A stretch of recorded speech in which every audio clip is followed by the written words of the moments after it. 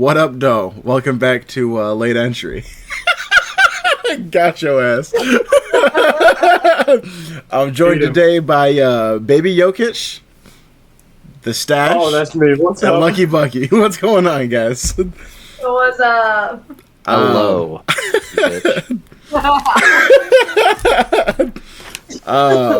So we got a little bit of sports to get into today. We're going to give you guys our rankings of the NFC divisions.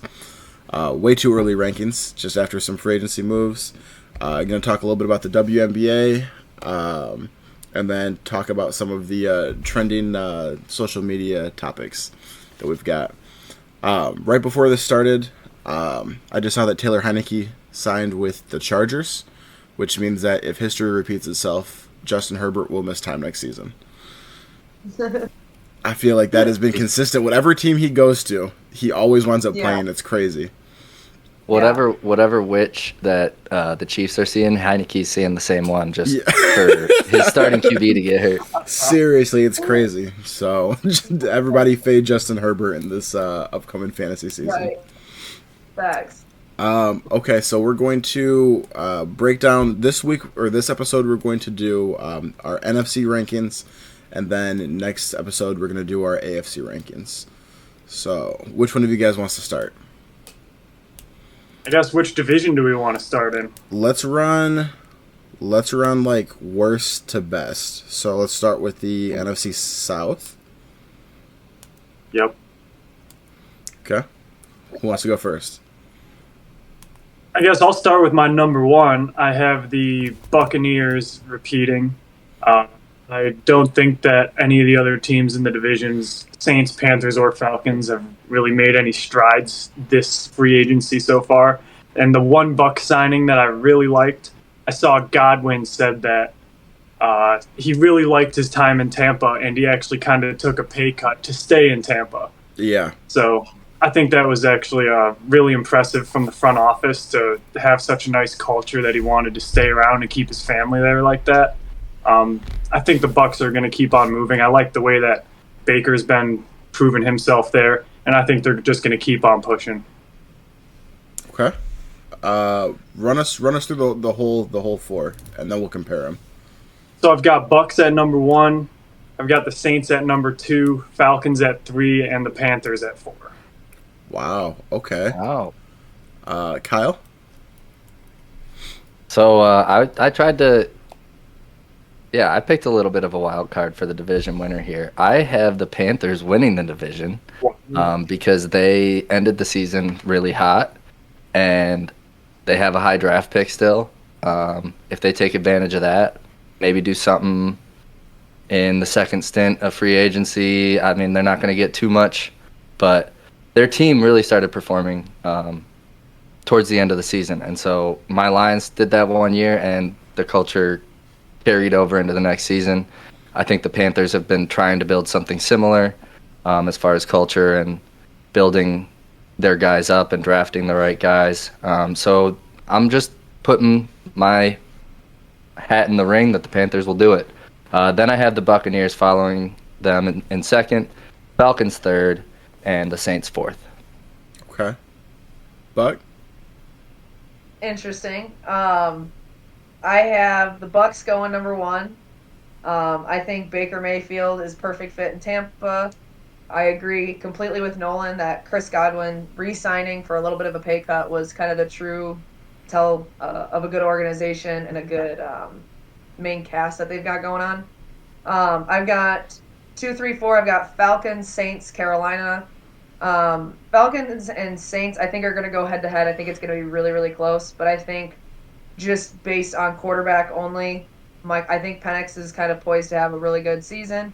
I think Derek Carr is a little bit on a downslope, but I do think it's going to be close. And as much as Carolina was on the upturn at the end of the season, I don't think a draft pick is going to fix the buffoonery that goes on in Carolina. Interesting. Okay. So I've got I'm blown away by Nolan with Saints at number 2. I've got I had a really hard time picking between the Falcons and the Bucs. I went with the Bucs, but I had to think about the fact that they did lose their offensive coordinator. He's Mr. Duval now. So, Yeah. but I think that Baker is a winner, and I think that he's going to, no matter who the offensive coordinator is, I think he's going to give them success. The Falcons, I think they were coming on strong too. They battled it out for the division the whole last season, and Michael Penix Jr. is going to be in his second year now. So I think that they've got a really good shot at challenging for that. So I've got Bucks at 1, Falcons at 2, Panthers at 3. I agree. I think the Panthers are building, but I don't think that they're able to overtake either one of them yet. Saints, I've got at 4. I think they're going to be awful.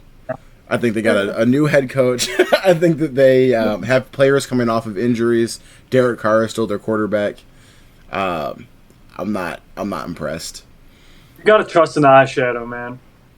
Trust what? The eyeshadow? The eyeshadow. From Derek Carr.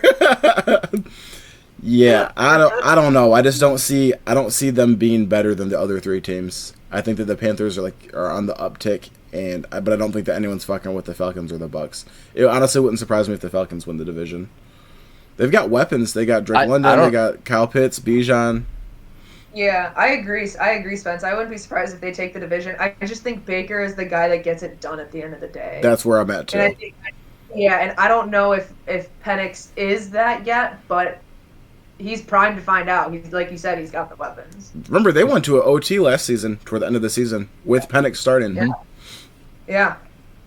No, I think they're coached pretty well. I actually think it's a better division than it will be a better division than we're giving it credit for now because of how bad the division was this year. I think it's due for a little bit of a bounce back. I think they're all kind of on the up and up, minus the Saints.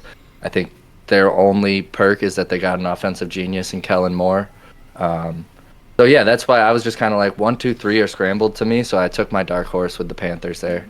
And I don't want to beat the horse to death because we've talked about them being on the uptick already. But the Panthers came on after Bryce Young got put back into the starting lineup at the end of the season. They were doing pretty well. They were going toe to toe. They went to overtime with the Chiefs, or they lost in the final seconds or something. But I mean, they were towing up with good teams. Yeah. They're not a gimme at all. And then they just signed a lot of close games. Yeah, for what it's worth, I know they just signed Rico Dowdle too. So we'll see. Yeah, and that's another good thing about the NFL is that everything is kind of built on momentum. So carrying over from the other year, it really can happen. We did see that, as Kyle mentioned, with the Lions earlier, a couple years back. Let's do NFC East next, which I think is not the second worst division. There's a split, I think. Top heavy and the second half. Nolan, you want to start again? You want me to start again? So I've got Commanders at 1, Eagles at 2, Cowboys 3, Giants 4. Giants didn't really do anything so far to impress me. I don't think they really have a quarterback right now that's worthy of mentioning. I couldn't even tell you who their quarterback is. But Commanders, by far the best signing so far. Very promising in the playoffs. Beat our hometown team. Eagles, they had to get rid of a lot of players. Won the Super Bowl. You got to start selling. You either got to pay or you got to get rid of them. Try to get some draft capital. And then the Cowboys I just don't really like the Cowboys. Don't really think that they're going to be able to put any gas in the tank, especially when they're paying Dak like they are. I'm going to jump in ahead of Kyle real fast just to basically say I feel almost the exact same way as Nolan. I have the exact same order: Commanders, Eagles, Cowboys, Giants. I think that the Giants, it doesn't matter who they get at quarterback, they're going to fucking suck. It could be Aaron Rodgers, it could be Shador. They're fucking awful. The Cowboys, I don't think are going to be any better than, for real. They'll be all right. They'll win some games, but I don't see them as a threat at all. And then, Eagles lost a lot of players. Commanders, I think, build, and they added more players. They got Debo. They re-signed some guys. I think that they're probably going to take the step forward. Kyle? Yeah, I mostly agree with that. I agree with the bottom half completely, so I won't even go there. I have Eagles ahead of the Commanders, but I even, when I was looking it over earlier, I put the double arrow, on each one, and then a question mark next to it. Do you want to switch that or not? The Commanders are looking so good, and the Eagles are selling right now. I'm going to ultimately take Eagles winning the division just because once again, culture, and they always find a way to do it. I know they fizzled out in the playoffs last year due to culture problems. 2 years ago. But we've talked about it on this podcast that they've really hashed those things out and worked those things out and made it the Philly culture that it is. The hard nose, not going to be your friend, not even going to necessarily be my teammate's friend, but he and I are going to kick your ass. So I think that's going to continue. The coaching staff is going to continue to beat that culture into their players, so to speak. And, Vic Fangio's defense is going to keep cooking. So I just have them slightly ahead of the Commanders. And Saquon's still there. Yeah. Saquon's still there. Yeah. O-line's still intact for the most part, right? Although Saquon, I heard someone say that they think Saquon's going to be even more incentivized. I don't think so. I mean, he just got paid. He's a Super Bowl champion. He had so much drive based on I got to prove the Giants wrong. I got to prove the league wrong about running backs. I think that I'm not saying that they're going to take their foot off the gas, but I think that once you win the championship, it takes a lot of culture, like you had mentioned, but to really get back into that mode of trying to earn it again. Where Jalen Hurts and Saquon were both trying to prove a lot of people wrong last season. Yeah. Buck? Yeah, I have the same as you, Spence and Nolan. I've got the Commanders going number one. I went back and forth with the Commanders and Philly, but I think just Philly is selling right now. Dan Quinn is a hell of a coach. Jaden Daniels and Debo is going to be fun to watch. They've got good running backs. I think the only thing that was kind of questioning for me was their defense wasn't, it was midway. It was okay last year. Wasn't great, but Philly had a great defense.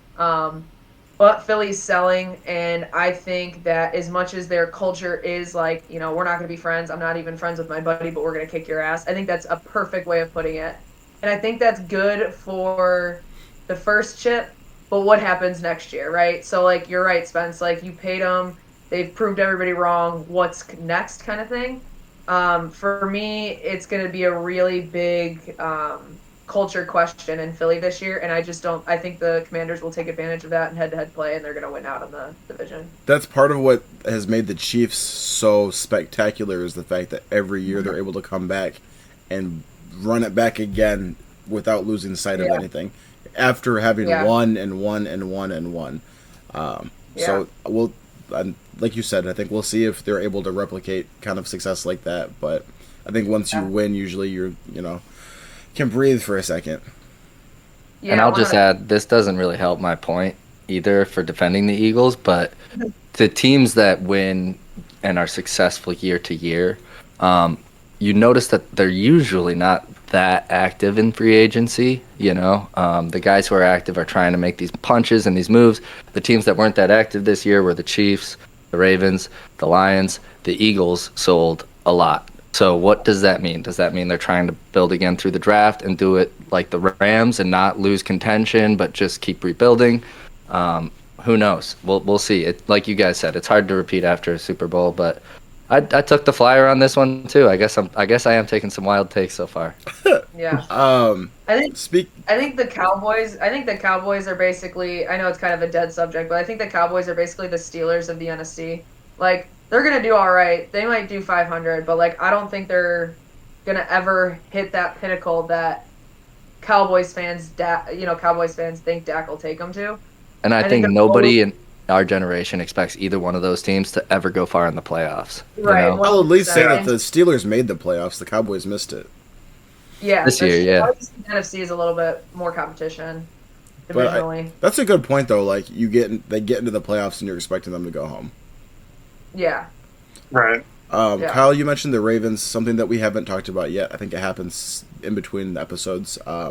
D-Hop has gone to the Ravens now, so joining the list of receivers that joined them when they're absolutely washed.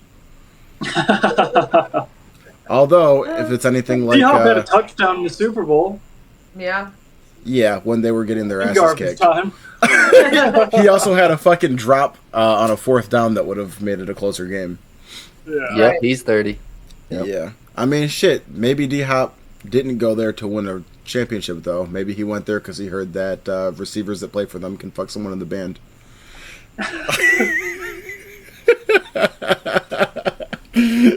Oh, the NFC West. Huh? How about that NFC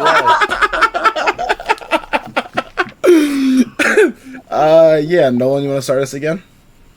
Oh, I got every single one. Let's go. The obvious one, Rams are going to be number one. I've got Seahawks at 2, 49ers 3, Cardinals 4.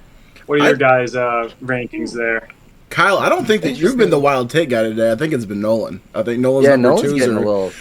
He's got the Saints number 2 in the South and the Seahawks number 2 in the West. Yeah. See, all right. So I'll go through mine. I also have Rams first. I have Cardinals second because they're also trending upward, and like we say, this is a sport of momentum. 49ers third, Seahawks last, and that was a little bit of a struggle to debate between. I went down to the skill of the quarterbacks. Brock Purdy believer over here. I also, when I wrote that down in my head, I was like, damn, what if I'm sitting here looking at this in January next year, and it's Seahawks second and Cardinals fourth, literally like you said it. Like I said. And it could happen. Who knows? But I'm sticking to my guns. This is the way too early predictions for a reason. Right. Rams, Cardinals, 49ers, Seahawks. Lock it in. Lock it. Buck? I've got Rams, Cards, Seahawks, 49ers. I went back and forth on the Cards and Seahawks. It boiled down to Sam Darnold being new coach in Seattle, or just new coaching for him, new staff. They really don't have a lot of weapons except for JSN. And Cards' momentum, with going into the end of the season, was kind of trending upwards. I don't think that the Cards are getting significantly better. I just think the Seahawks got a little worse. And I think the 49ers are selling house, and I don't know that, as much as I don't think Brock Purdy is awful, I don't know that he can do it with just George Kittle. And it sounds like they might be getting rid of Brandon Ayuk. I don't know. There's trade rumors going around. So yeah, I saw that rumor floating. True, Yeah. yep. Kind of to back up my Cardinals at 4. I'm just not a believer in that little quarterback that they got running around. yeah, I don't blame you. I don't blame you. Mr. Call of Duty. That's funny because I feel the exact opposite way. I've got the same list as Kyle. I've got Rams, Cardinals, Niners, Seahawks. I think, the Rams kind of go without saying. They're the only team that I think got better. They got Devontae Adams, lost Cooper Kupp. The only team that took a step forward in the offseason. Cardinals, I'm a Kyler Murray believer. I think that he's going to do well. You give Marvin Harrison Jr. a second year. Give them more time to get on the same page, which was kind of the issue last season. So, I think that it wouldn't surprise me if the two of them are in higher competition than, if the Rams don't run away with it and the Cardinals are right on their ass, I guess. But I'm still putting Rams at 1. Niners, kind of the same thing as Buck. They lost so many players this season. I think that, at least maybe because they're the most relevant team that's lost a ton of players, but they have been the team that I've seen have lost the most amount of players. It's literally 7 or 8. And important people too, Pro Bowlers. So we'll see how their new guys. What'd you say? Yeah, they're losing culture too. I feel like with a lot of the people that they've cut or released. The only thing that had me up, because I was hard to pick between Seahawks and Niners. Just from a talent perspective, I think that the Niners are a little bit better, maybe, but it's Kyle Shanahan and his play calling. Seahawks, actually, I shouldn't say maybe, because the Niners they've got McCaffrey, they still have Kittle, they still have Juwan Jennings, who played well when they didn't have the other receivers. So I guess think who has him in Dynasty? Juwan Jennings. Okay. Yes, sir. Some biased picks over here. Okay. Spencer's already going to be cooking up a trade. He's going to send me one tonight. I've got Ricky Pearsall. I'm all right. Oh, yeah, you're chilling. My man's got shot in the chest and came back. Hell yeah. But Seahawks, they lost Lockett. They lost DK Metcalf. They got Sam Darnold, which I guess I don't know, maybe a lateral move from Geno. Could be a little bit better, could be a little bit worse. But they got Jackson Smith and Jigba, and that's about it for receivers. Yeah. Definitely a little bit of a wild card team, but you got to believe somewhere in there. All right. And then Hey, I got the Panthers winning the division after going Yeah. 5-12. that may be the hottest take. All right, so then this is the division I think we're gonna have the most mix up in. Nolan, hit us with the NFC North. I guess I'll go first for the last time. We got Lions finishing number 1. I have the Packers finishing 2, Bears 3, Vikings 4. Vikings taking a step back. I think the Lions are going to keep their foot on the gas. Packers are going to be the Packers. And I kind of liked some of the moves that the Bears have made so far. Gotta admit, even though I'm a FTB through and through, I really think that the Bears have a chance at making a push. But I think that this division is going to be battling for that fucking wild card spot. Yeah. Yeah? Yeah, I think you could easily see 3 teams in the playoffs again in this division. I didn't know where to go here. I went by just honest to God hunch. I got Lions, Vikings, Bears, Packers. There's no signs telling me the Packers got worse, but I think everybody in this division is going to keep getting better.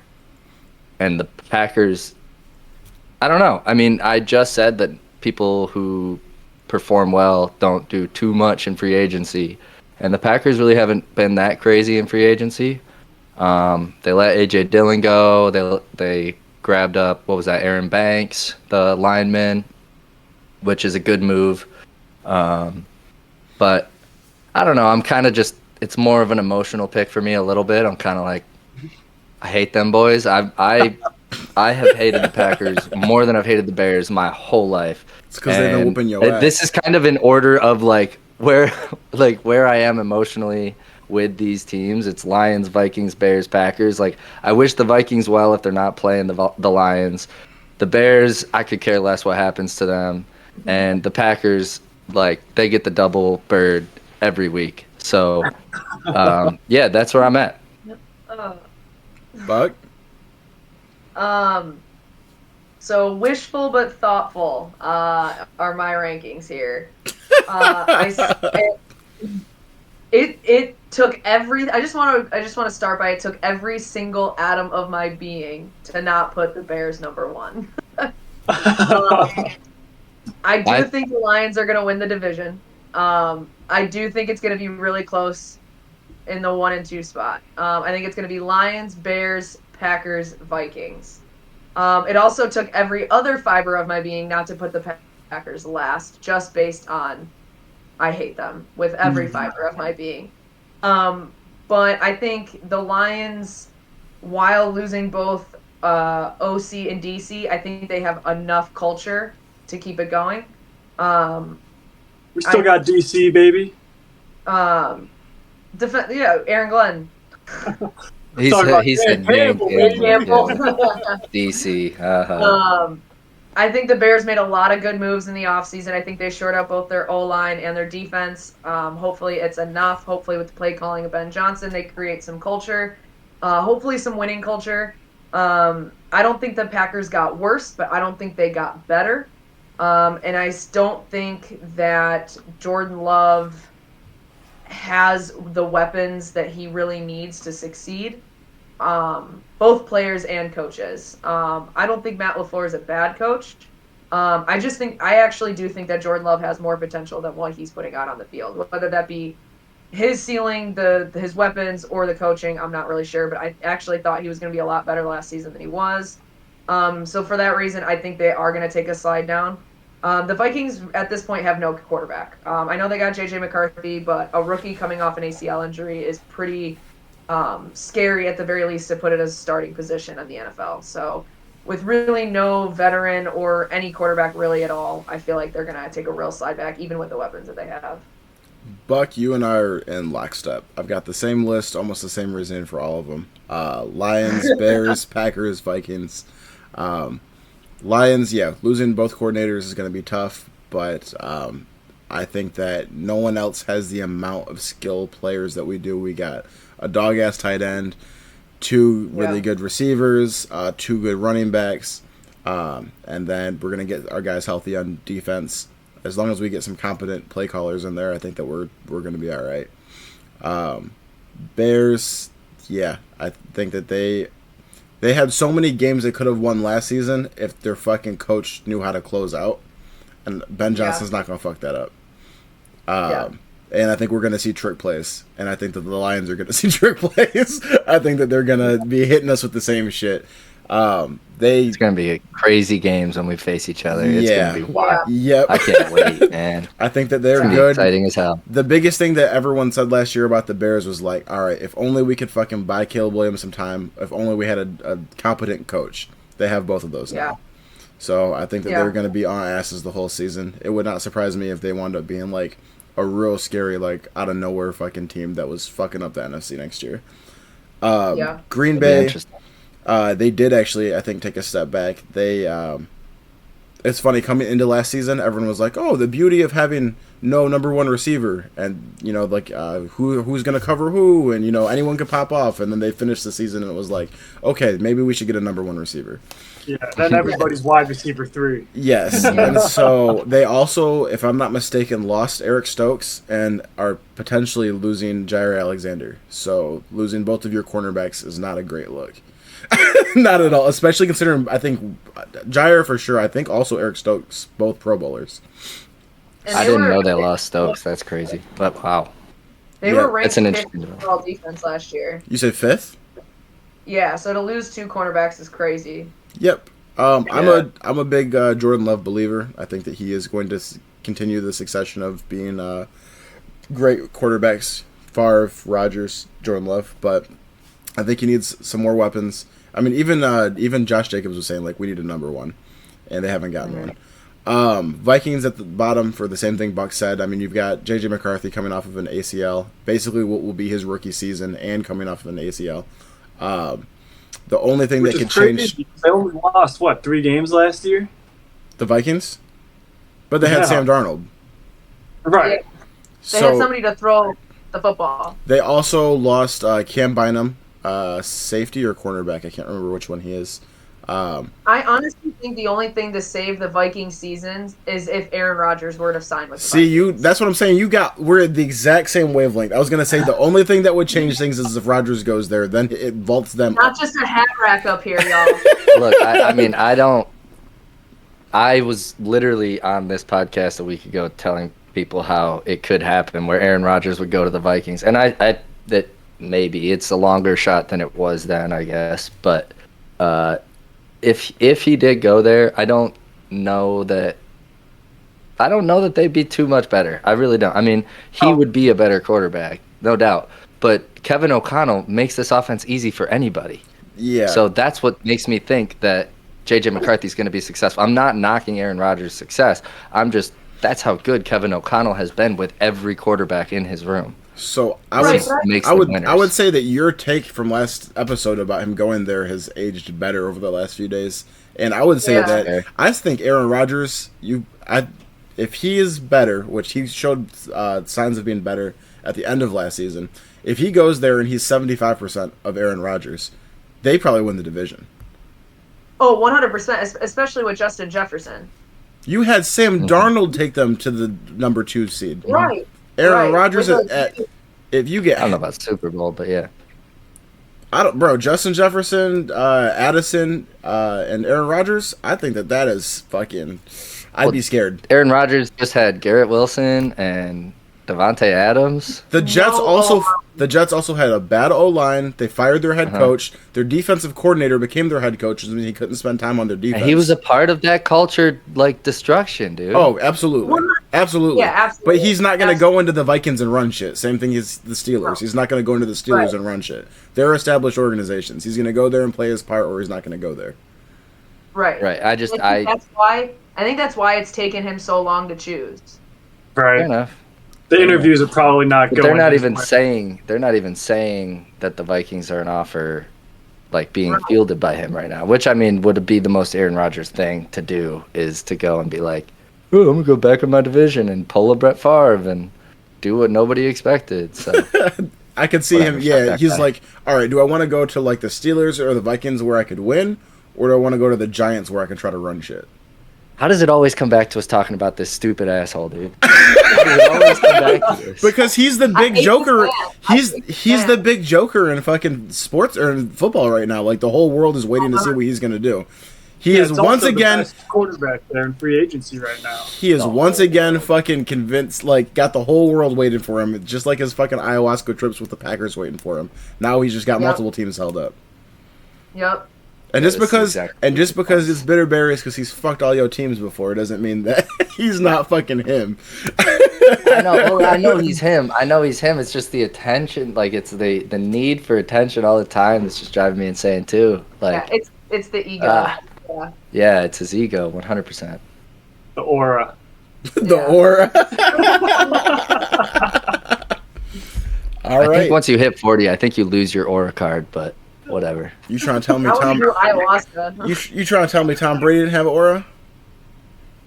All right, touche. You trying to tell me LeBron don't have aura? Not with that bald spot. Once he shaved his head, he got some back. LeBron's pulling another one of those fake injuries heading back to Germany. Oh my goodness. All right, so get him, Nolan. Those were our way too early NFC rankings. Like I said, next episode, I think it is, we're gonna do AFC as well. So we'll compare these, midway through the season, next season, and then at the end of the season, and see how close we were able to get. If we have any more giant moves, maybe we'll revisit this. Next thing we're going to talk about is Angel Reese was talking on her podcast about trying to negotiate certain things in the CBA, and basically if they don't get what they want, the potential of sitting out. And so I will ask this question and then put it to you guys. How do you think that negotiating works in the WNBA? When I don't understand, and don't get me wrong, if you're listening to this, I'm not saying that they don't deserve things, because they do. They work hard. They deserve good treatment and everything that they're entitled to get. But I guess what I'm curious about is how do you negotiate when I'm curious what kind of leverage they have. So if the NBA was to sit out and there wasn't an NBA season, the NBA would lose tons of money. The WNBA does not make money. They're funded.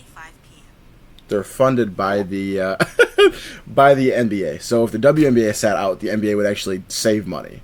So when you're a losing company, what kind of leverage do you have as far as negotiating a CBA?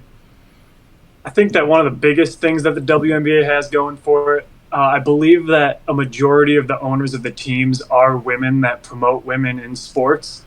So I think that's something that they could really try to lean on to try to help keep the game funded. Okay. Buck, you have any thoughts about that?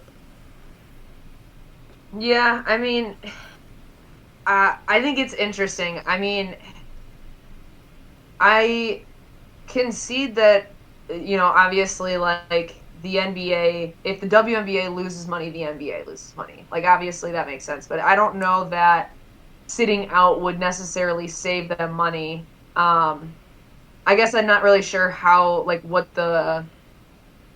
Like, I know it's subsidized. I know that they pay for a lot of it. It's, like, got the full backing of the NBA and all that. I just don't know how you pull your product from it. You know what I mean? Like, after signing that, what was it? Like, I think I pulled it up earlier. They signed, like, a huge media rights deal last year. Yeah, so the deal is valued at $2.2 billion or $200 million a year. So if they all sit out, like, that money goes away, like, some of it at least for part of the season. So, like, I don't know how you leverage on both ends of it. As the player group, like, you're right that the if they sit out, does it really just save money and then poof, it all goes away kind of thing? Or you lose the momentum, you lose the interest, especially when it's at its height and its peak.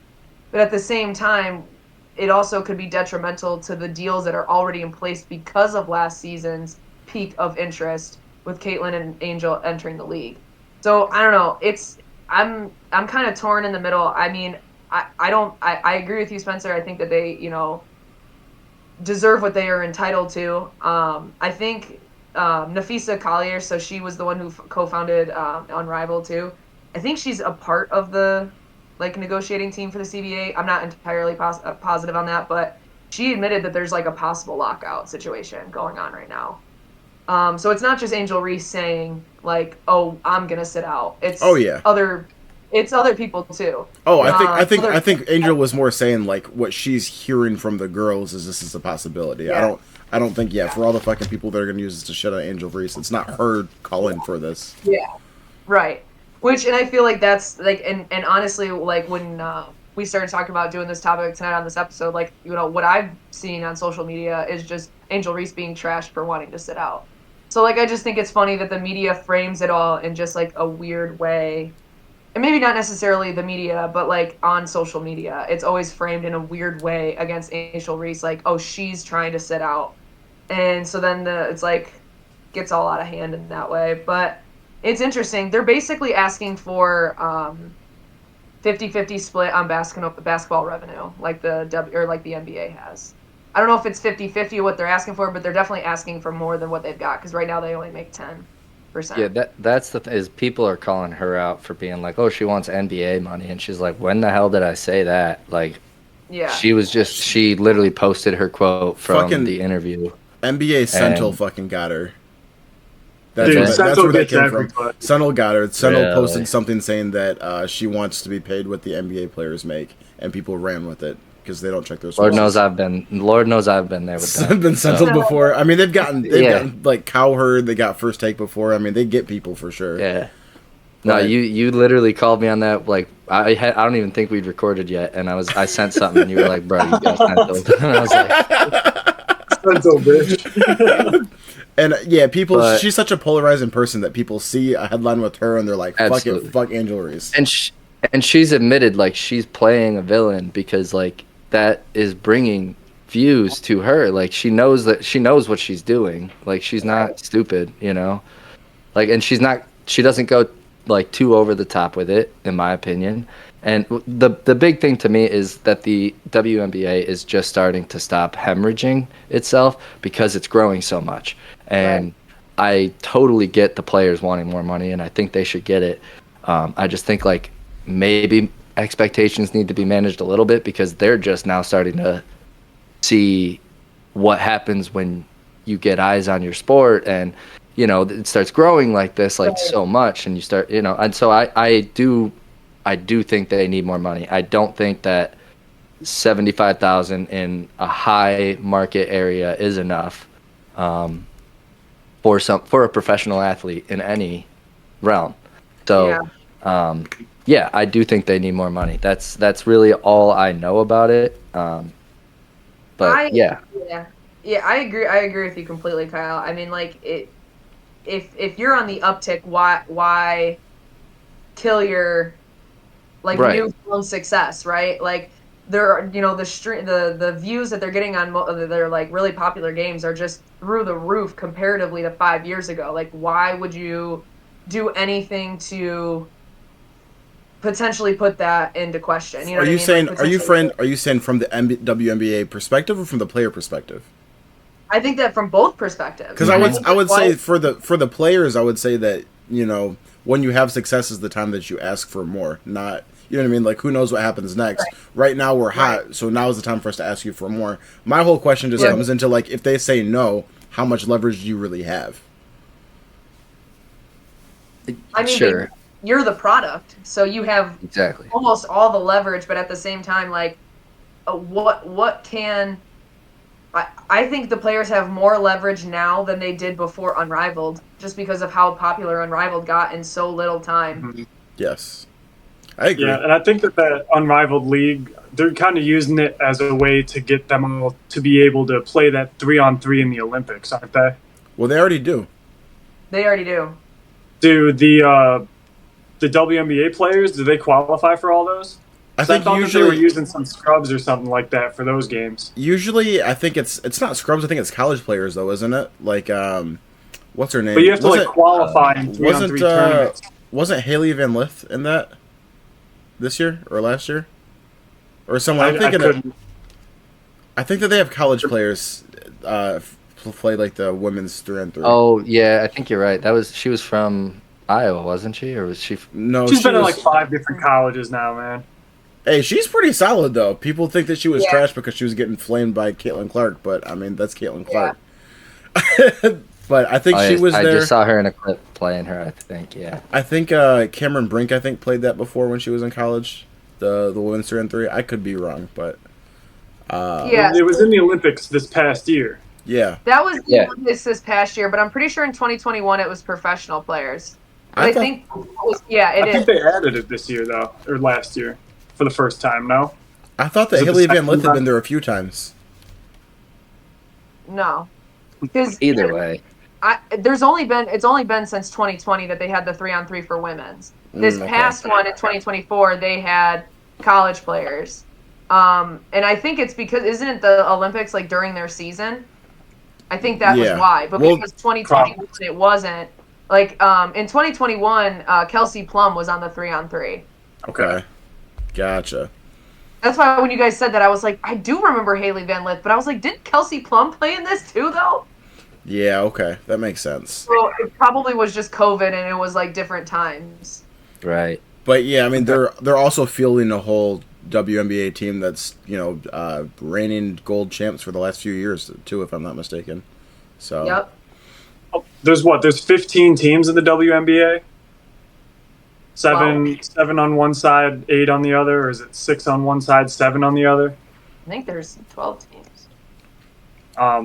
But either way, if we want to, I kind of want to piggyback off of what Kyle said, getting the eyes on the game. It's the most the WNBA's probably ever been watched. And that raises the question, what is the most watched women's sport?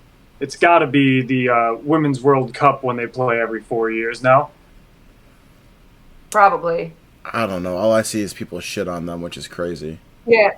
Six in the Eastern, 7 in the Western. Nolan. Okay. Okay. Yeah, so I think it's not you're like there's a right. ton of room for more players to join into the league like every other league has. So they do Right. kind of keep it limited already. Well, and they're expanding, so they've got The Cleveland, I think, is getting Yeah, the next well- team. Dan Gilbert's ass. Yes. I think Detroit is getting I think Detroit's coming back with one too. They're talking about it. They're talking about it, but I think the Jared front- Goff was trying to fund one. Yeah. the front Yeah. runner for the next one though is Cleveland. And Tennessee is in the running too, I know, but not next. Yeah. Man, I wish the Shock would have never left. They were a powerhouse. Yeah. Oh yeah, I got a picture of me holding up their championship trophy on my Twitter banner. That's Oh, yeah. Toronto and Portland will be in 2026. Eminem joins the Detroit bid to land WNBA team in Detroit. that'd be sweet. Hell yeah. That would be sweet. I think Nashville would be a really good spot for a WNBA team Oh, because 100%. Nashville's always popping in the summer. Uh-huh. Yeah, true. 100%. Yeah. Did you I have don't something know. else? Go ahead. No, go ahead. I was gonna switch it a little bit. Were you? Okay. Oh, I was just gonna say, I think like when you're expanding teams, though, that's where it gets dicey when you're doing CBAs because like, how do you negotiate for the teams now, knowing that you're gonna have like 24, maybe 36 extra players in a year, right? So whatever you do now, you're gonna have more in a year. So the WNBA has to negotiate with that in mind. I don't know if they're going to get the revenue share that they want, but I do think that they deserve some of it. And I think when you have the Unrivaled League that does, like, they're all making profit share. I can't remember the percentage, but they're already making profit share at Unrivaled. So I think, especially when you're Caitlin Clark, Angel Reese of that age group, and you were born out of the NIL in college, you kind of already are coming at this with a look for more money, whether that be a good thing or the bad thing. You could argue it both ways. You could argue it, obviously, like Spencer said, you're on the up. That's when you want to negotiate in your favor for better treatment, right? Absolutely. But it also, I think, brings a level of, like, almost pushing too far in a way, because can the WNBA really facilitate this in a manner that doesn't hemorrhage money on a, you know what I mean? Can they make it work, you know what I mean, that kind of thing. I think with the amount of viewership that they got with Unrivaled, I think the WNBA viewership will just rise. And I think with the deal that they made with ESPN and Disney, and I can't remember the other one, their rights deal, I think that they're just going to have more public interest because it'll be more accessible. I know we've talked about it before. Like, it sucks when I want to watch an MLB game and it's blocked out, it's blackout, or a more popular game is on League Pass for the NBA. So I think with the W, if it's a little bit more accessible, I think people will more likely channel flip and watch it. Their issue And that's is something we need to keep harping on, is that all of these leagues need to just show us their damn games. Like, we're gonna watch, we're gonna get you ad revenue. Just make it free to watch. Holy hell! Right. Yeah. Let us watch our teams, our favorite teams. They've got the Yeah. got the issue of like their season is just competing with so much stuff. Like, they're really coming on like during NBA playoffs, and then you got like Right. baseball running at the same time during the summer, and then that leads up into football season. So they've got a lot to compete with, but they've got a good product, and I think it is growing. Nolan, did you have something else you wanted to add with the WNBA, or? Yeah, I do have a couple different things that I think could kind of help grow the viewership of the WNBA. I'll start off with lowering the draft age. So right now, you currently have to be 22 years old to be drafted into the WNBA. So that's pretty much sending you off to college for a full 4 years. I think that the talent's there where they can start drafting people after the first year of college. I don't see why they aren't doing that. Obviously, team sizes and limited availability and stuff like that. But sometimes you got to get fresh legs into the league to really start turning and getting those numbers up.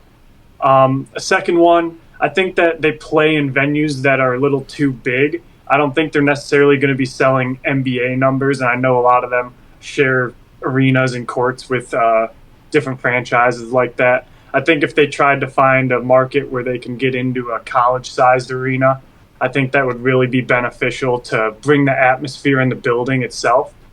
Games would be louder, fans would be cheering. And then the last one, this is probably the most controversial take. I think that they should lower the rims by 6 inches because we need to start seeing these girls dunk on each other. Do you know how fucking cool it would be to see Aja Wilson cross someone over in the lane and just yam over Brittany Griner? Holy shit, that would be absolutely electric. I think that would automatically double the viewership overnight.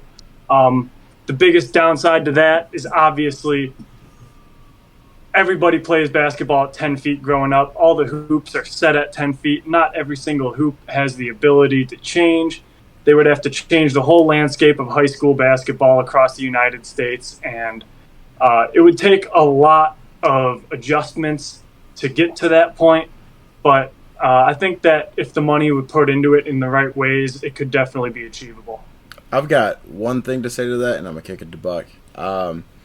With the changing the draft age, I just don't know how that's going to work with opportunities, given the fact that you've got so many colleges that all have women players, and then you just said you've got 13 teams. So, I mean, the roster size is only so much. How many more players can they really take in per year? And I think that that's going to be up to the general managers of the organizations to decide, do we keep the 29-year-old or do we try to go fresh with an 18-year-old? And I think there's a big balance there. The market's obviously going to play itself out. I think it could only be beneficial for viewership, to be honest. Maybe not for the older WNBA players that aren't quite making it all the way. So something I just want to real quick. Yeah, I mean, just same point. Like, I don't necessarily think it's a bad idea. I just think go slower than 1 year. You start at 3. The NBA opened it up to high school to start, and they started getting all these kids out of high school getting drafted that were busts or foreigners from that were 18. Andrew Bogut, like just these guys that weren't what everybody thought they were. Darko Milicic, as a Pistons fan, 17 years old, got drafted. Maybe he might have just turned 18 because I think he had to be or whatever. He barely met the credentials, gets drafted 2nd or 3rd overall by the Pistons and never sees the starting lineup. So they eventually backtracked that to, okay, you have to play 2 years in college or be 20 years old. So they found that that was too big of a jump. So I think if you go 3 years just to start, maybe you get somebody that's over excelling that can come out and be the number 1 overall pick and be a starter for their team right away and add views for their city and things like that. But I don't think that going that hard would be the right move just based on what we've seen in the past. I don't even know if most, like, if you're a star, you might not even want the people that would be able to go to the W True. might not even want to do it because they're making more in NIL than they're going to make NIL, in yeah, professional. Right. And that's also the decision for the player to make as well. They could see more money potential playing in college like that. But I think the options should still be on the table for the league. But I think they should lower it, but I think they should lower it to 20. I think 2 years in college. I think because they're expanding, they're gonna need more players. So I think opening it up slowly now, while you're on the uptick as far as viewership, is a good idea. I think, like, basically for almost all the reasons Kyle said, I just don't think you go that low automatically because there and like Spencer said, there's just not that many teams out there. I do think that if you lower it too much off rip, you will get some, general managers going, oh, we need to go younger, and I think that will dilute the product. I think veteran presence means a lot, well, in all professional sports. So there's something to be said with if you've got two really good players and, talent-wise they might be on the same wavelength, but if one has more experience than the other, you're probably playing the one with more experience, but maybe less time. But if you can carry more players on a team, if you have more teams in the league, with viewership rising, I don't think it's a bad idea. I just don't think you go too low, like Kyle said. I think if you lower the rims, it just dilutes the product. I think all shooting percentages would go down. The scores of the games would be so low. I think if they were to do that when it kind of like started, like back in the 90s, I don't think you're wrong at all. Like, I think if they would have done it almost off rip, I think this would have been a little bit of a different conversation. But I think if you were to do it now, as much as you would get the added benefit of more dunks potentially, I think you would get the detriment and the negative of less shooting percentage, lower scores. You won't see I don't think you'll see as many of the like half court threes. I think it would be too big of an adjustment. I'm not saying that the players couldn't make that adjustment. I just think when you're on the up and up with the product that you have already put forth, you shouldn't change that product necessarily. You should just always try to elevate it. So I guess, and like my thing, I just think that it needs to be marketed a little bit better. I think they've done, momentous strides in the last maybe 5 years with marketing. But I think if you change the product that is already starting to be more popular, you're just going to drive it backwards. That's a good point. And since the WNBA has been playing, the same, I guess, court size and everything as the men have, we should still be able to see an experiment of what happens when you lower the rims. Maybe something like an Unrivaled in a 3-on-3 game, you do something like that. But I think that it's worth looking at. I think that's one of the solutions to really drawing in eyes that are looking for more of that action type, down low, just people bodying each other like they used to do back in the day in the 90s, and just Sean Kemp, Shaquille O'Neal backing down, turning over and dunking on somebody. I think that would be really, really beneficial for the WNBA. I really do. Yeah. I don't know. I think that you see how hard it is for players to react to FIBA rules, for the Olympics, and that's just different rules. I think you shoot on a different angle. Like the goaltending and that kind of stuff. I think shooting on a different angle will fuck shit up a lot. But what I'd be curious to see, kind of like you said, if it was a different league, if you had a whole different league and it was at a lower thing, and I'm curious to see what kind of how many eyes you'd get on that, just seeing women dunk on each other. Right. Yeah, the rule sounds fun on paper.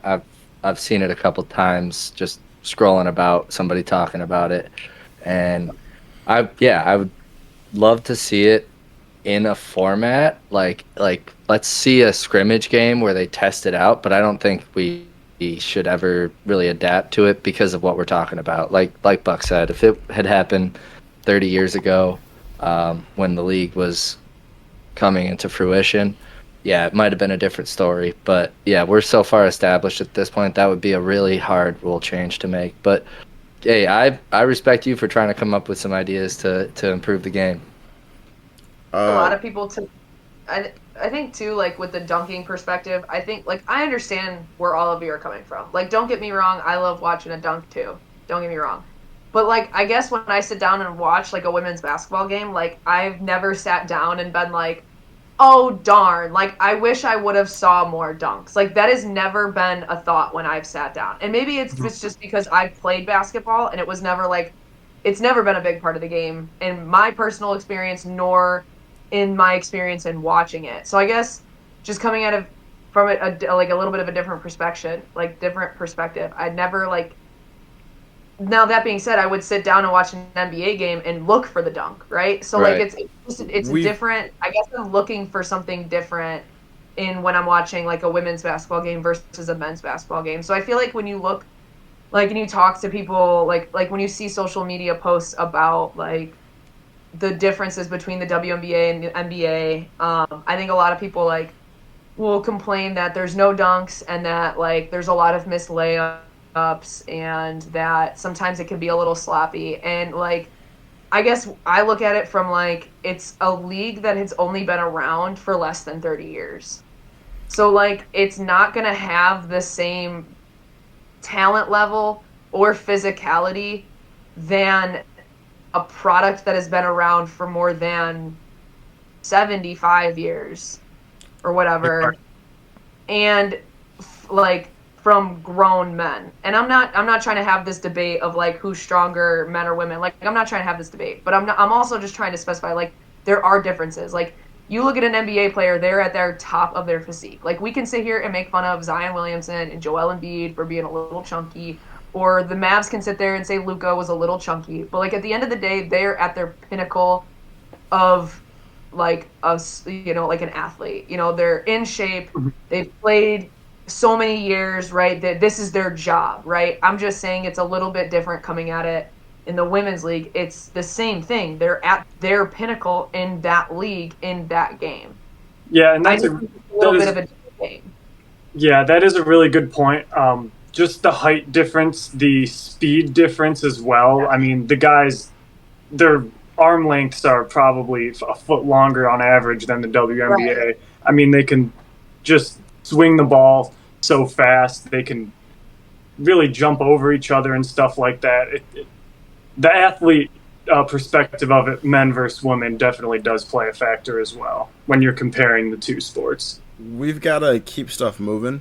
But I do want to say, Buck, just to your point, you're talking about like the not ever being disappointed that you didn't see dunks. I will say is like a man that's trying to get more into the WNBA, coming from watching the NBA, I do think that when you're trying to encapsulate viewers like me or Nolan or Kyle, I think that when you first start watching it and you see a fast break and then a layup, I do think that that is something that you're like, oh, all right. Yeah, but I feel like you guys don't realize that girl is 5'3" and trying her best. Like, but what I'm saying is that like the context matters in the play of the game. It doesn't necessarily matter to someone that you're trying to get them to watch. And that's why people love that Caitlin Clark step back, baby. Yeah. The thing that I will say going for you is the fact that Steph has not for you but for the WNBA is the fact that Steph has made people care more about shooting than the dunks. So people like you're talking about Caitlin Clark shooting and stuff like that. Seeing a three is becoming as exciting as. Well, yeah. As a kid, I was like more hyped to see a half court buzzer beater than a dunk. You know, it's like you want to see that height.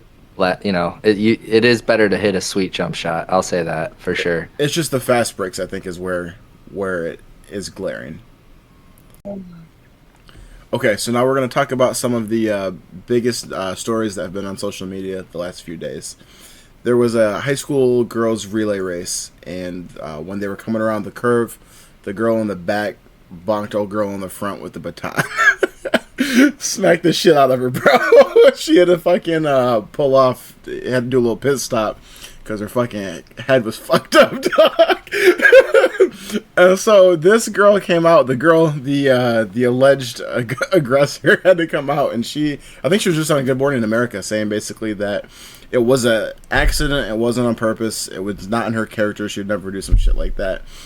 And I'm not gonna go ahead and call this girl a liar. I am going to tell her that we have fucking eyes. We have eyes, and there were cameras there. I watched that video a bunch of times, from the original video and the new angle that they came out from the behind action. I'm watching the form of her running. I'm watching how her arms go. I do not see in the rest of this clip, and it was a short clip, so I'm not going to go out here and say 100% that she did this shit on purpose. What I am going to say is I don't understand how you're fucking running like this, and then all of a sudden you do one of these. I don't get it. With the full wind up. She pulled that bitch back and bonked her, dog. Felt like I was watching Tom and Jerry. I don't know if my eyes were fooling me, but I swear in the slow-mo, when I saw it in the video, it looked like her eyes were going to the right. Bro, like, there was a wind-up. There was a wind-up, and she was saying that, like, allegedly, when they were, right, she said that when they were going around the corner, like, around the curve, the other girl's arm was, like, hitting the baton. I could see if she, like, accidentally made contact with, like, her arm or something like that, she hit the bitch in the head. She's a high school girl. She's not a bitch. She hit the girl in the head. she hit the girl in the head, dog. And I don't see from watching it how it's possible that was a mistake. Does anyone feel differently?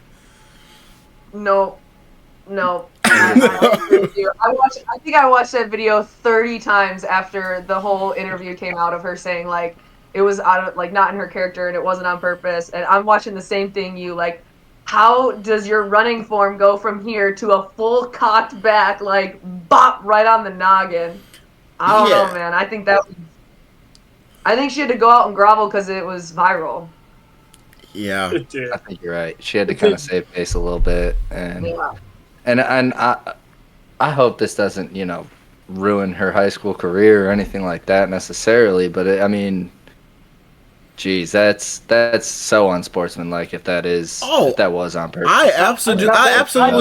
I absolutely think that there is no situation in which this defines her as a person. We see Draymond Green fucking WWE niggas routinely in the fucking WNBA. I mean, Jeff Teague told a story about how he was tired of fucking losing to LeBron and pushed that nigga into the stands. I mean, shit happens.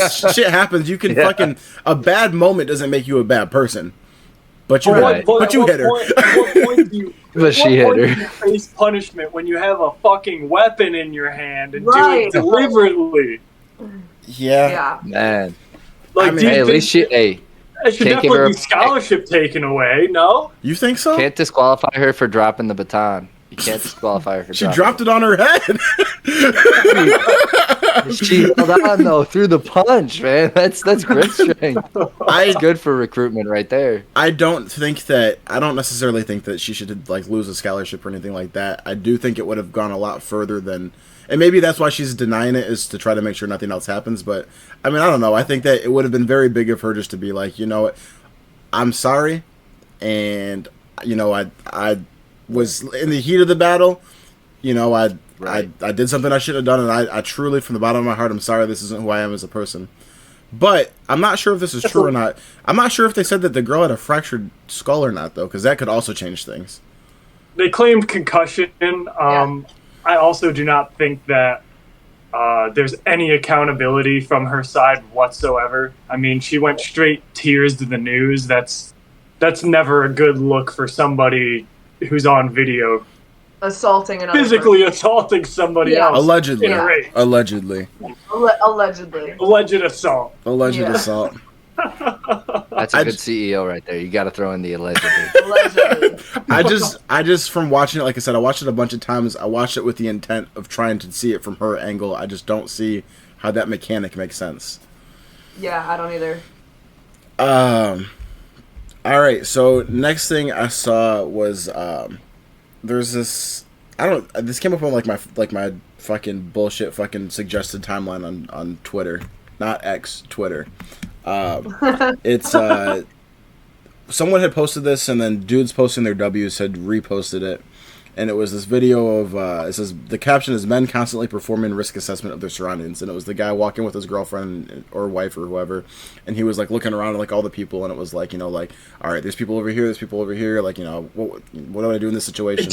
Music. Yeah. And obviously it was a bit exaggerated. But this woman, Tragedy_Andy, had posted, it's so funny how men think this makes them look like Jason Bourne when it actually makes them look like frightened babies. And my gut reaction when I saw that post was, this is the stupidest fucking thing I've ever seen before. I think that, and I want to get all of you guys' opinions on this, but like navigating around is on my own as a man is one thing. I feel like I'm usually vigilant, but when I'm out with Lexi, for example, or out with my sister or something like that, like I feel it's my job to make sure that we get home safely, and so I'm constantly checking to see, like, you know what I mean, like no one's walking up behind us, or especially like if we're walking, like I live in Chicago, so it's like if I'm walking home from a friend's house or something like that, like I'm making sure that no one's like jumping up behind us. Why has this guy been walking to the side of us for so long? Like, you know what I mean, like just making sure I'm constantly aware that, you know, you stay ready, you don't have to get ready. I'm not gonna wind up in a fucking situation where someone's on me and I'm like, oh fuck, I didn't account for this.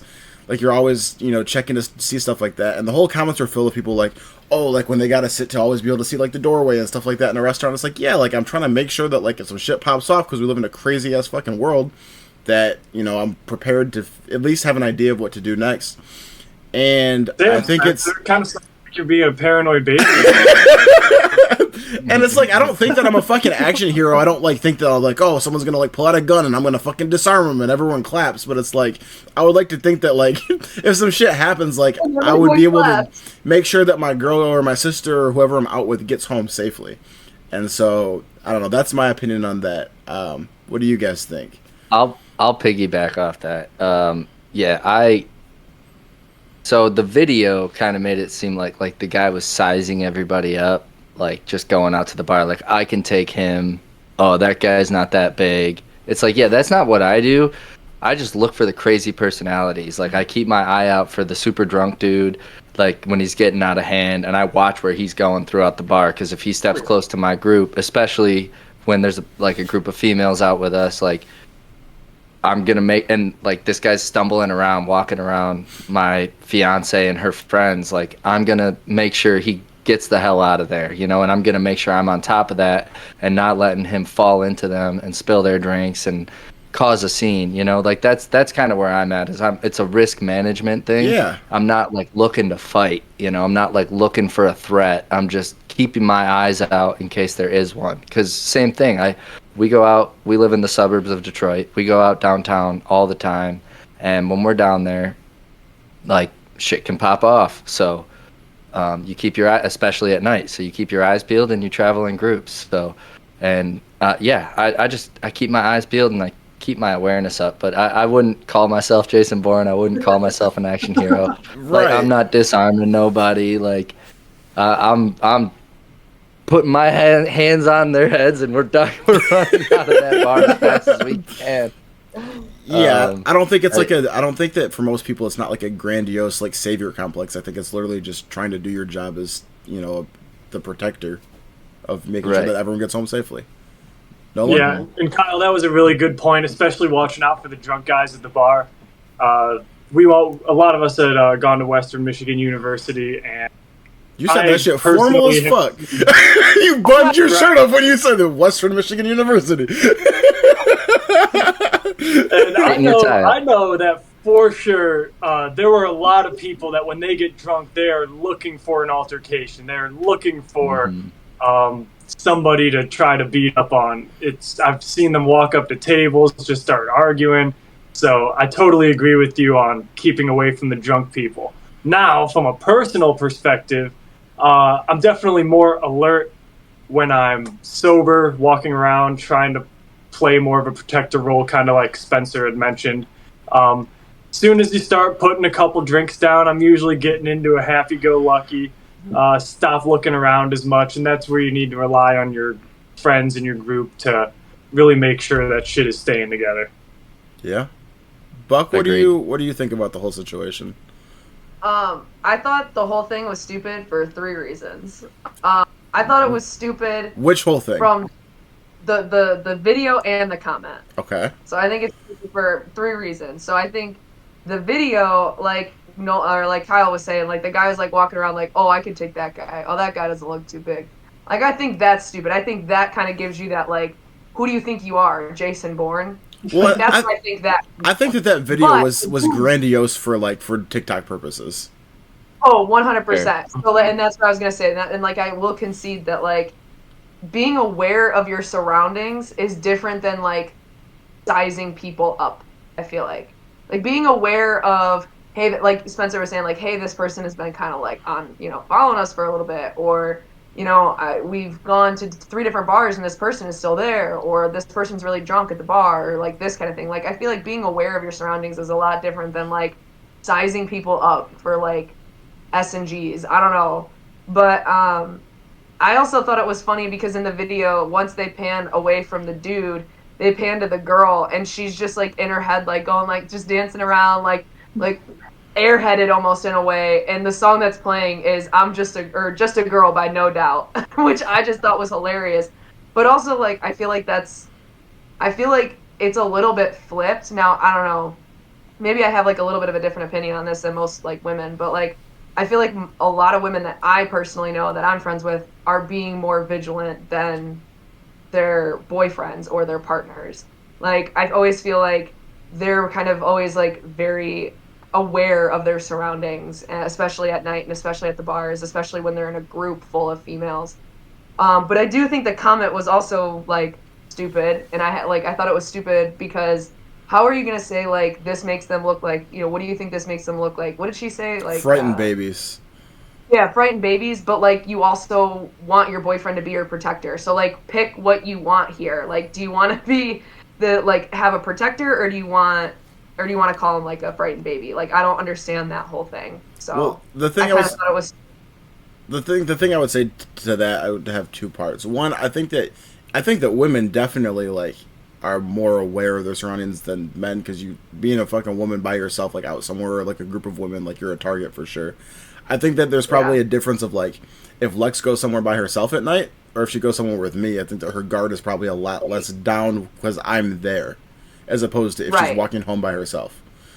I agree. Go ahead. I was just gonna say, for me and my fiance, it's like kind of the similar thing, but there have been a couple of instances where she's actually been like, hey, keep your eye on that guy, and because she already is.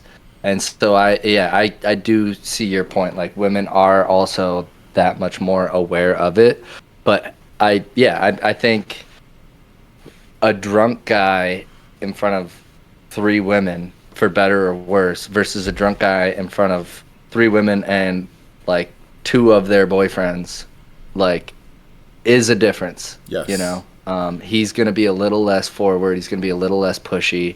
The women are gonna have to do a little less to get him away because his guard is gonna be up too, because he's got that same complex as all of us deep down, and he's the one being the creep in there, so he knows he's in the wrong. I'll stop ranting about that, but yeah, I've got I hear you. 2 things to add to that. I would say one is like, even like the sizing thing up is like, once again, that video was obviously dramatized, but I feel like you, to a certain extent, you're like, all right, this guy that's fucking drunk and out of control, like, do I realistically think that if he pops some shit off, like, I can solve that situation and handle it, or do we have to leave? Like, am I stopping this, or am I getting us out of here? You know what I mean? Yeah. So, sizing to a different extent. I will say, Buck, to what you said about, like, you need to make a decision on, like, what you want out of your boyfriends. I do see, like, situations where, like, something happens and it's, like, social media's talking about, like, look at all the men that were there and no one did anything. It's like, do you want us to help or not? The other one I would say is that there was I listened to like people would like read like Reddit stories like on podcasts. One of them was this woman was talking about her brother and her fiance were out like in a movie and they were walking home and someone popped out with like I think what was revealed to be either a fake gun or an unloaded gun on them, and was like trying to rob them, and her fucking fiance immediately ran. And her brother wound up disarming the guy. and then the sister and the brother called him and like picked him up in the car. But she was like, you know, I don't know if I can fucking be with this guy anymore. Like, in the heat of the moment, I see what happens. Right. Update a few days later, she fucking called off the marriage. So it's like, damn. you have firsthand knowledge of like, if some shit happens, this nigga is not reliable. He's not going to keep me safe. He's out for himself. And so it's That's like, fully valid. But that's what I'm saying is like, which situation do you want? Do you want the guy that's fucking Jason Bourne, frightened baby, fucking risk evaluator, or do you want the motherfucker that runs at the first sign of problems? Right, exactly. And one thing to touch on the frightened baby comment, that's something that you're going to see on Twitter anywhere from the toxic masculinity crowd. You know, 100,000 likes are going to get up real quick. There's always going to be those types of posts on Twitter, so you can't really take it to heart. Really think that it's the most, not smart, but the most desirable women that are looking out there. Yeah, I mean, women aren't a monolith, so she doesn't speak for all women. It was just, I don't know. When I saw that tweet, I was like, this is all right. It's like, damn, that one kind of hit. All right, last topic for tonight is another controversial one. They just announced that either he's been casted or is like the front runner for being casted. They're making a Harry Potter TV show, which I don't understand why that's necessary to begin with. But they're looking at, or like I said, they did cast a black dude as Snape.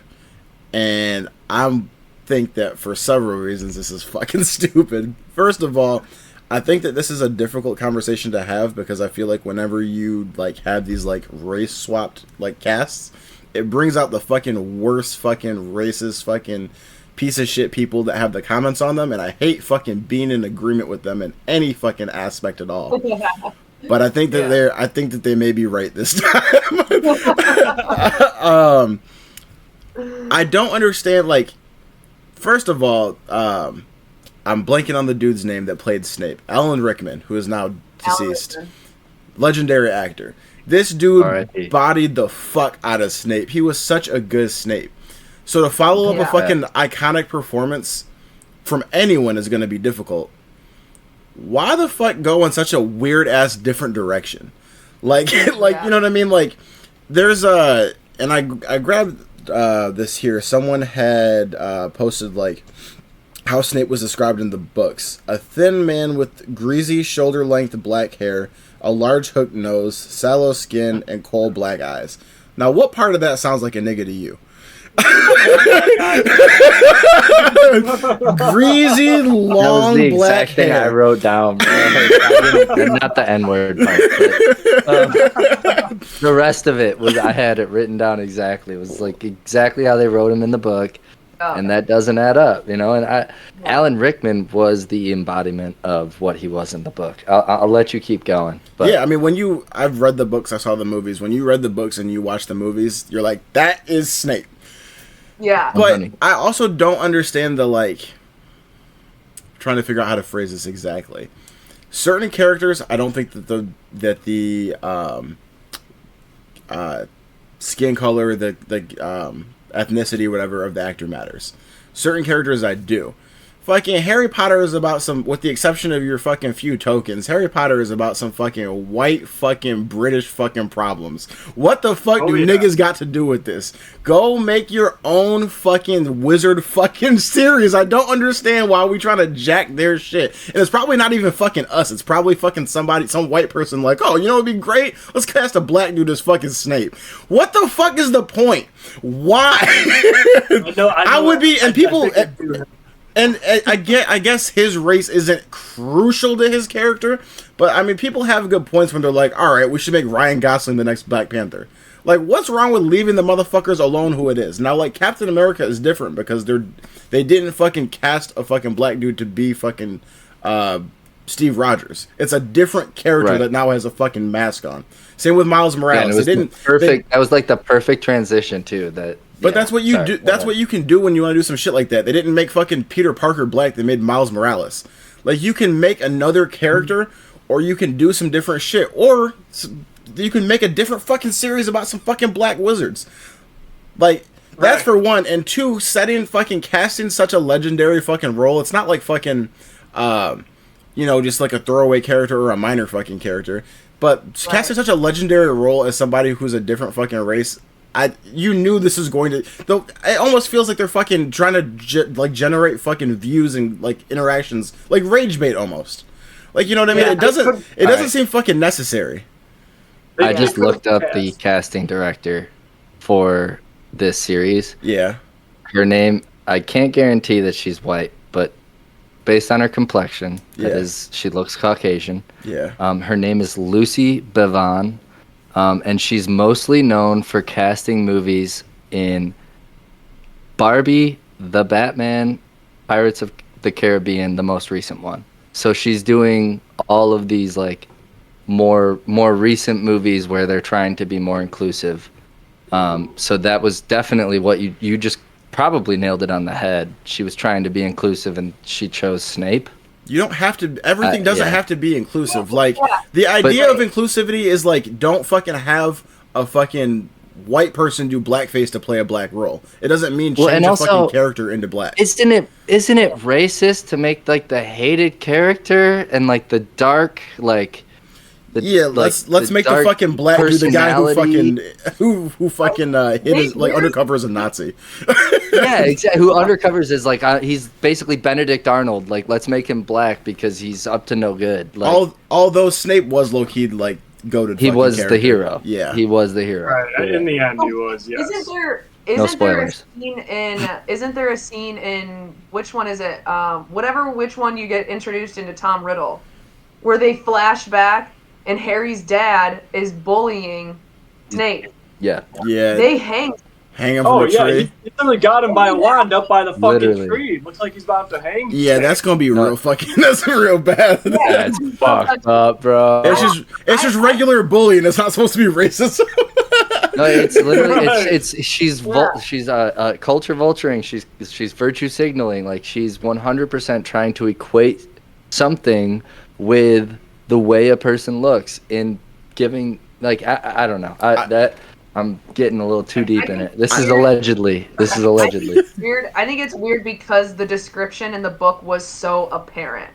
Right. Yeah. Like, I guess if you read, like, if you were reading the books and they were introducing Snape as a character and they weren't describing him like literal physical characteristics, I feel like it would be a little bit different. But they literally physically describe this man head to toe along with the black eye. So I feel like that's where it gets a little weird when you try to cast somebody of a different color. I'll say that it better Snape than one Black Hagrid.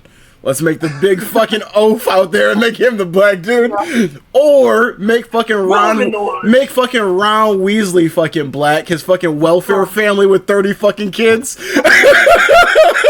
Yeah, Ron Weasley would be the ultimate, the worst one. Poor ass fucking Ron Weasley with his fucking hand-me-down clothes, and that would have been the worst one. Fucking Terry Crews as Hagrid would go hard. Terry Crews as Hagrid would be hilarious. So I did want to bring up, Spencer, you had already mentioned, British problems. I mean, it's a British show from the 90s, early 2000s. It's not like there was a ton of diversity in especially Northern Britain and stuff like that.